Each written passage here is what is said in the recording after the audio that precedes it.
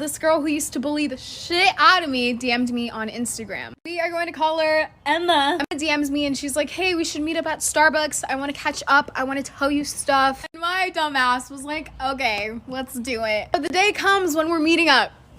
So obviously I took an Uber there. I was gonna be a little late, so I called Emma and I was like, hey, my Uber's taking long. Can you please get my drink so we can talk more and I'll pay you back? And so she said she would, so it was cool. I get to Starbucks. So me and Emma are drinking our drink and then I start feeling very sick to the point where I was fainting and throwing up really bad. So I went to the bathroom and this lady followed me into the bathroom and told me that the girl that I was with, Emma, put a pill in my drink and I was gonna go confront Emma about it, and by the time I went back, she had ran away. So I end up calling an Uber to go home because I was not feeling well at all. Like, I was dying. The Uber comes and guess who is in the Uber? Emma! She locks the doors immediately. So I get in the Uber and I did not see Emma at first, but then she popped up right after I put my seatbelt and we went on the road. Emma then locked all the doors, broke my phone. I couldn't really do anything because at this point I was really, really weak from what she had put in my drink, and started spraying me with pepper spray, which hurt really bad. At this point, I'm basically weak. I'm like fainting every second and I have pepper spray everywhere. I don't have my phone. And Emma starts laughing at me. This is the best part. So she ends up dropping me off at an alley in the middle of nowhere that was like 2 hours from my house. I found this out because someone ended up driving by the alley and they asked me if I needed help, and then they helped me and I contacted my parents and the police. Obviously the police got Emma, but I am not allowed to say more about Emma other than this story. But yeah, don't meet up with your bullies, or at least the crazy ones. About a week ago, this random user started tagging me and they were saying that I won a giveaway or something. And my dumbass, you know, always being a dumbass, I stalked their account and I accidentally clicked on a link on their profile. Obviously left the link very fast because I did not want a virus on my phone, but I ended up getting something way worse. So after I left the link, I started getting really weird text messages that were saying, I know everything about you, this is your address, this is your age, and whatever. Along with that, they kept calling like at 3:30 in the morning every day. So I blocked them because that was very freaky. So after I blocked this number, I realized that someone was constantly throwing random objects in my yard, like band-aids and like safety kits. I was very confused. I didn't know if it was my friends pranking me or if it was this number that knew all of my information now. This is the best part. Long story short, my friend said it wasn't them. So I ended up unblocking the number that knows all of my information and asking them stuff. So after all of this sus stuff starts happening, I decided to unblock the number that knew all of my personal information, and I texted them because if it wasn't my friends pranking me, it was probably them since they now had my address and knew everything about me. I unblocked the number and I texted them and I told them, what's your problem? What do you want with me? Why do you even have my personal records? I answered in like a second, which was really weird because that never happens to me, but okay. So the number answered and they basically told me they wanted $50,000 in return or else they will sell my identity and I will no longer be anyone in this world. So keep in mind, the way that this account tracked me down was that they tagged me in a photo and I accidentally clicked the link in their profile. So I went back to their profile and their profile picture was a picture of me that I've never posted anywhere.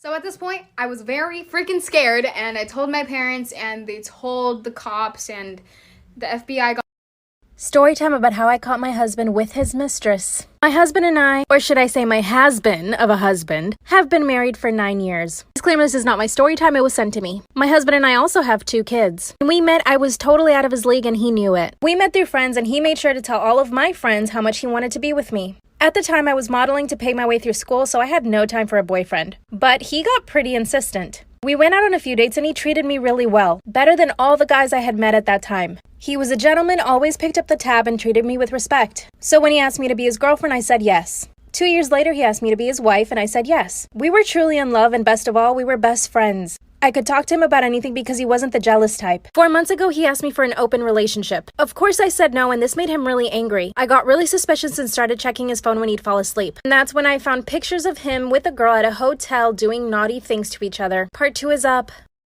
Once he fell asleep, I checked his phone, and that's when I found pictures of him with another girl at a hotel doing naughty things to each other. Disclaimer, this is not my story time. It was sent to me on Instagram. I decided not to confront him. Instead, I started gathering evidence. I started following him around everywhere after I dropped the kids off at school. Mind you, I quit my job because he wanted me to stay at home with the kids. On the first day I started following him, he went to a hotel. Since I didn't want him to see me, I stayed in my car. 40 minutes, he exits the hotel with a woman. By the way, these were not cheap hotels. A few days later, I followed him to a strip club. I checked his bank account and he had withdrawn $2,000 that same day. That's when I really got upset. A few days later, I followed him to an apartment complex. That's when I see a woman opening the door, and it was the same woman from the hotel. My stomach dropped. After about a week, I mustered up the courage to go talk to her. When she opened the door, she recognized me instantly. She tried to close the door in my face, but I pushed my way in. Then the coward ran to her room and locked herself in there. Part 3.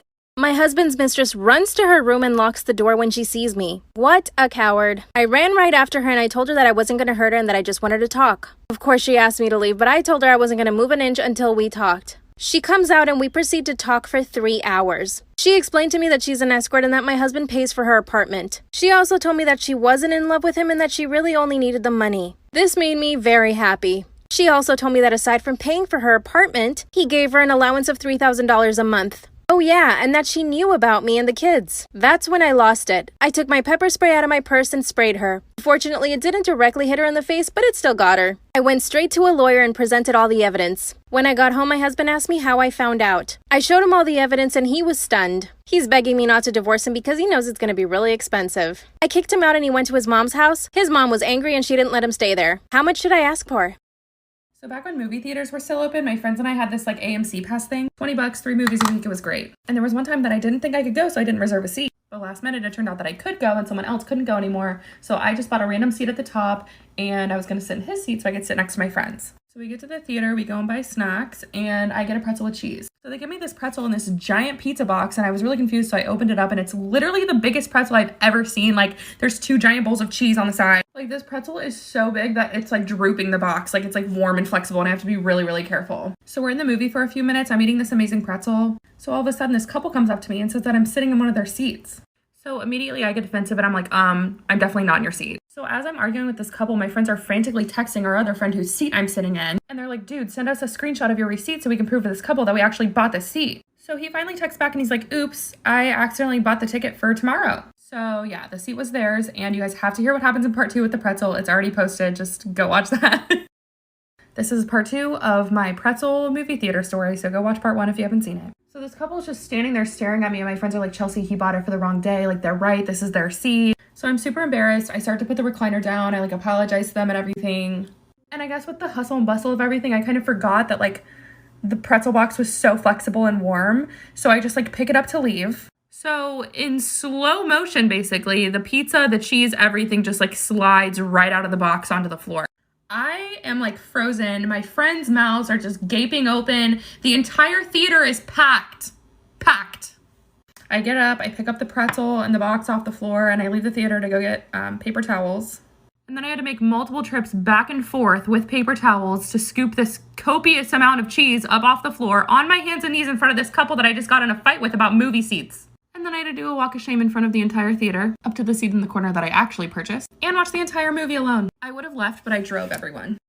Let me tell y'all how I ruined my uncle's engagement proposal while I take off my makeup. So basically, my uncle threw a little get-together, invited my family, obviously. At that get-together, he was planning on proposing to his soon-to-be fiance. He brought out a really big cake, and that cake had whipped cream on it. Okay, best believe I dived in. Listen, I'm not a big fan of icing, but I might do a backflip for some whipped cream. Everyone got a slice of cake, and it was gone. The plate was completely empty. My uncle starts panicking and looking around. Everyone starts eyeing him because he's acting really weird. Mind you, nobody knew that he was going to propose to his girlfriend. Me and my family end up having to leave early because of my little sister's ballet ceremony. Eventually, my dad gets a call from my uncle basically saying that he was planning the proposal and the ring is nowhere to be found. Now, where did he put the ring, you may ask? Well, it was in the center of the cake and it was supposed to be a big reveal once everybody took their piece. My parents come to me and ask me if I've seen it anywhere. I told them that I had no idea. And all of a sudden, ooh, I gotta take a shit.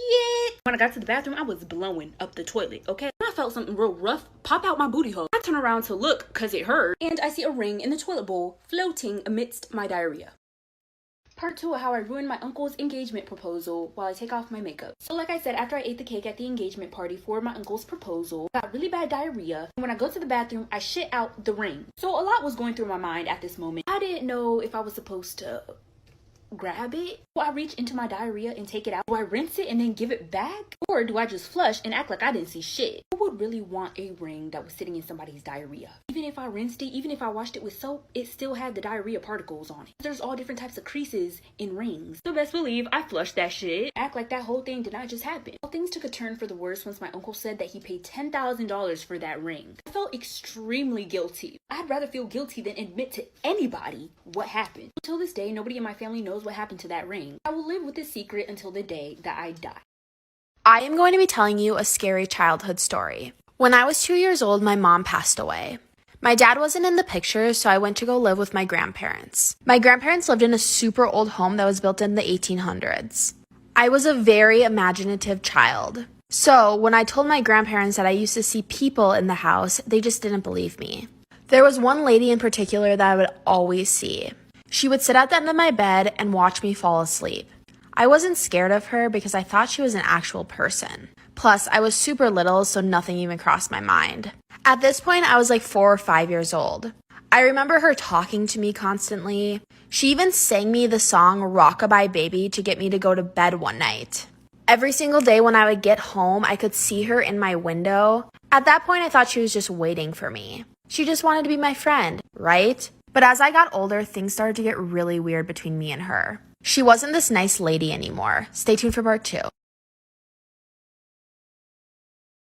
This is part 2 of the lady in my room who would sing me lullabies to get me to go to bed. No one else in my family could see her. She even told me that she was my mom. I really believed her. If you remember, my mom passed away when I was 2. So, it seemed pretty real that it was my mom. I didn't really remember what my mom's face looked like when she passed away. And this lady, could be my mom. She continued to sing me lullabies every single night when I would go to bed. She would always be waiting for me in the window when I would get home from school. But I figured out pretty quickly it wasn't my mom. My mom was a sweet, kind-hearted person. This spirit was evil. She would get mad at me every single time any of my friends would come over. She told me she could see my future and that I was going to go to hell after I died in a car accident. It scared me so much, but no one believed me. It got to the point where I never even wanted to go in the car because I thought I was gonna die. She convinced me I was evil. Stay tuned for part 3. So right behind my house, there's this rabbit that hangs around back there. Mind you, I'm not the biggest fan of rabbits. They kind of creep me out. But for whatever reason, I really like this rabbit. We even named him Roger.